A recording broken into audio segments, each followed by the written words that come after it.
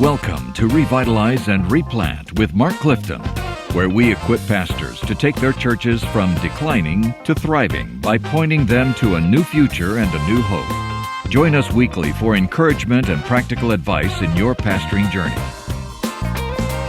Welcome to Revitalize and Replant with Mark Clifton and Mark Hallock. Welcome. Absolutely. We're here at Warner Road Baptist Church in Kansas City, Missouri. Please, if you're ever in Kansas City on a Sunday, come worship at Warner Road. This is maybe the mother church of the modern replant movement. Hey, right? That's quite a statement. Because it kind of is, though. I came here in 2005. That was almost 19 years ago now, I guess. No, 20 years ago now. And there were 18 people here the first Sunday. And it was way beyond the point of needing to close. And God did an amazing work in my life, first of all, and became a bivocational pastor here. Then he did an amazing work in the life of this church. And I was here for 10 years. And out of that came the book, Reclaiming Glory. Out of that came the offer from the North American Mission Board to come to the North American Mission Board and do the first time ever in the history of the Home Mission Board and the North American Mission Board to start a strategy to try to reclaim dying churches, the replant movement that we have now. And the book, as I said, Reclaiming Glory, came out of that. And now, 20 years later, this church is absolutely a picture of health. Yeah. Not just in terms of numbers, which is 200 or so, but in terms of leadership, theological strength, disciple-making, evangelism, community involvement. It is a healthy church. This church has probably never been healthier than it is today. Praise the Lord, man. And what a beautiful building, almost 100 years old. It's awesome. It's called the main hall. We're in the main hall. You can't see it if you're listening to the podcast because you can't look into your podcast device. But if you want to go to my Facebook page, that's Mark Clifton, or if you want to go to the Church Replanters Facebook page, we're actually filming We are. Because you and I are so strikingly good looking. It is cool, though, doing this here. It is. And we have been here for 2 days, and we have eaten like crazy. Oh, my gosh. Some of the food it's unbelievable. Anyway. Well, have you been thinking about dinner yet, by the way? I have. I know where we're going. Okay. So we're ready to go. But anyway, here's what we do. Today we're going to talk about a really important topic on revitalization, and that is how to minister and care for your family during a revitalization. Wow, yeah. And Mark, talk to me about some of the struggles that might impact your family in revitalization. Oh, man. There are many. I think one is, you're going into a church where, quite frankly, there are reasons why dying churches are dying. And unhealthy. It's not healthy. So with that, there can be unhealthy people. There will be. That are very tough to minister to. Maybe bitter. Maybe broken. Maybe broken. And I know that I'm the first person to ever say this. But hurt people hurt people. That's right. But it is true. That original to you? No. I'm just kidding. I'm just kidding. Yeah, you miss every shot you that's don't right. take. That's right. Well, that can be tough. Wait, who said that? You miss every shot you don't take, huh? Michael Scott, Wayne Gretzky. Yes. You miss every shot every shot you don't take. Michael Scott, Wayne Gretzky. There it is. So you hurt people. Hey, look, Mark and I, our mind goes on 4 channels at once, and some of you just can't listen to this podcast. And I would suggest you probably go listen to Trevin because he's much smarter. Much more precise. Newchurches.com. Oh, Trevin, unbelievable. But if you're like us, if you're all over the page, then we're the podcast for you. We're the podcast for you. Okay, some other things. You're going to a declining church. There's probably not many kids there. No. And I know for us, that was a challenge for our kids. We left a large church with a booming kids ministry, and now all of a sudden we don't have kids, and the kids that we're reaching in the neighborhood, it's a little tougher crew than we're used to. So there's all kinds of challenges that if you're not careful and if you're not wise and intentional, your family can be hurt or discouraged pretty easily. So some of the challenges when you go to a church in need of revitalization, or you find yourself, maybe you didn't go to one, you didn't think you were going to one, but you got there, and guess what? You found it is yourself one. there. You know how many times we hear that on our team? Yeah. I didn't know I was going to a church that needed revitalization, and I didn't know it because they told me they were ready to grow and they would follow my leadership. But when that happens, you're right. A lot of times it's a church full of people who've been hurt. And truthfully, hurt people do hurt people. Yeah. It's people who have been disappointed, and it's hard for them to get you to trust your leadership because they have a low trust level. It's people who are very resistant to change, and it's people who are sometimes very quick to criticize. And that's not a particularly healthy environment for your family to be in. Also, as you said, it may be an environment where there are no children and maybe no young women your wife's age. Yeah, that's true. Okay? That's very true. So she may be one of the only young women there. Plus, they may look at her through the lens of the best pastor's wife they ever had 40 years ago. That's right. And they may criticize the way your wife dresses the kids, the way your kids behave in church, that your wife doesn't come early enough, that she doesn't stay late enough, that she doesn't serve in different ways that other pastors' wives served. They may look at her through a really difficult lens. Unrealistic expectations. Yeah, and then they may talk to her about how they don't like what you're doing. And so she may have to absorb from them some of their wrath about the changes her husband's making and how this is hurting them. All of that to say it can be a very challenging place for a spouse and a family. So uno uno. Number one. Do not undersell what's going to happen in revitalization to your family. Okay, say that again. Do not undersell the pain that will come from revitalization. Got to be honest about it. Got to be honest. Don't tell them, look, they want to follow my leadership. This church has great opportunity. We're really going to grow. Those things may be true, but that may be true in year 5, not in year 2. Yeah.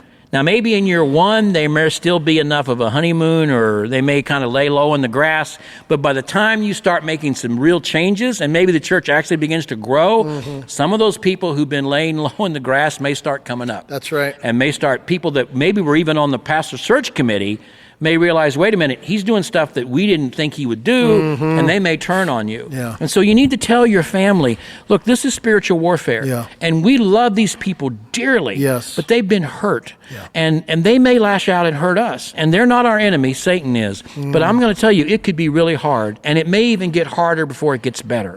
So help them understand that. We say in church revitalization that it's important for the spouse to have spousal perseverance.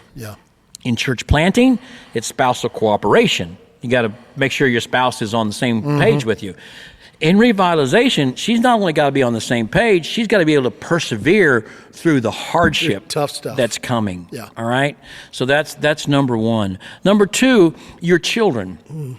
How do you manage? For some of your children might actually thrive in this environment. I've seen some pastors' kids who walk into a church of elderly people, and the elderly people are so excited to see children, they just smother them with love. And I've seen these kids just thrive in this environment. That's true, I've seen some kids do just the opposite. It's the opposite. There's no other kids here. I don't like all these older people, and frankly, not all older people are nice. Some older people don't like it when they run through the sanctuary. They don't like it that they're not dressed to the nines on Sunday morning, right? And they see the stink eye they get from some of these older people, and there's no kids their age, and maybe they left a church where maybe their dad was a staff member or something, and they had a good youth group or a good children's group. There's no Awanas, there's no upward basketball, and they sense from mom and dad even this is not a real happy place right now.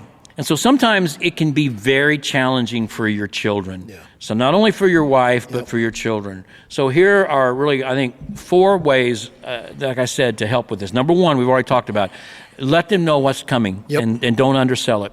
Number 2, make sure that your wife has some friendships and relationships outside of that church that can strengthen her spiritually. That's really And really give her pathways and openness to do that. Even if it means she can't be as involved in your church as perhaps you might want her to be, she needs to be healthy. So if there's another church in town that has a Tuesday morning women's group and it's a good, solid church, find ways to see if you can encourage her to be part of that, or another mother's group somewhere, so that she's getting fed somewhere else besides the church. And number 3, same things for your kids. Don't hesitate to put them in Awanas on a Wednesday night at another church, even though you may have church on Wednesday night. And stand up for your kids. What would you say to somebody who says, no, we shouldn't do that? I would say, no, you're wrong. You're wrong. And I've heard guys try to argue, and I don't get it. Well, you got to look at each individual kid. Like I said, your kids may flourish in that environment. Yeah, that's right. So if they flourish in that environment, keep them there on Wednesday night. Don't just ship them off to another church because you think they ought to be in Awanas. Don't do that.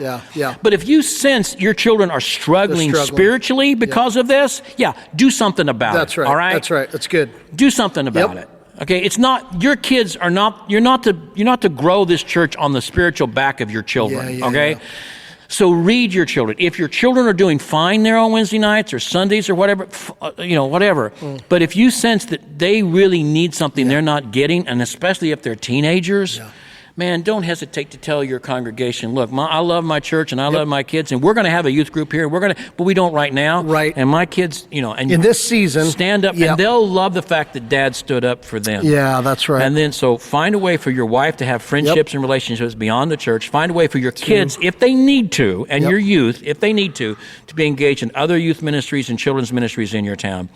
And then thirdly, I would say as a family, find some church in your community, a good, solid, biblical, gospel-focused church that has weeknight home groups. And go to the lead pastor or whoever, executive pastor or whatever, it's a really big church, and say, look, my family and I need to be in a small group. And, I'm the pastor down here at No Hope Anymore Baptist Church, but you have a Thursday night group, I understand. Would it be possible for us to be part of that group? Yeah. And let that Thursday night group in another church embrace your whole family. Yeah. And so as a family, you're actually getting some really good affirmation and love and worship, so that when you go on Sunday morning, and maybe it is a broken place and a hurt place, spiritually you're sort of prepared. Yeah. So guys, it's just really important to look at the whole picture. And I know it's not easy. And I know they're going to maybe resent that you go to a Thursday night Bible study at the mega church, and your kids go to Awanas, and your wife's in a morning Bible study at another church. But here's the deal.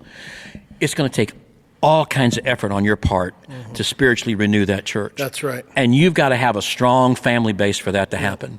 And your church someday will understand that you're doing this out of a need to have a strong family base in order to revitalize the church. That's right. So you have to do that. And it's a kingdom vision, right? I mean, here's what you got to remember. Vision. We believe in partnership. We talk about it all the time. Yep. This is one of the ways that your church is blessed by other churches in your community to in this season of your life, and you shouldn't feel bad about it. No, and guys, if you're listening to this and you're in a relatively healthy church, talk to your associational mission strategist. By the way, if you're at AMS and you don't subscribe to this program, shame on you. Because in every single program, I say, talk to your associational missionary, right? They're the key player. Don't forget, we're a NAM broadcast. That's right. And I'm telling you, in every program, talk to that associational mission strategist. So guys, I want you to subscribe. Because seriously, go to your associational mission strategist and say, are there some struggling churches in this association that my church could reach out and love that pastor's family? Yes. Could we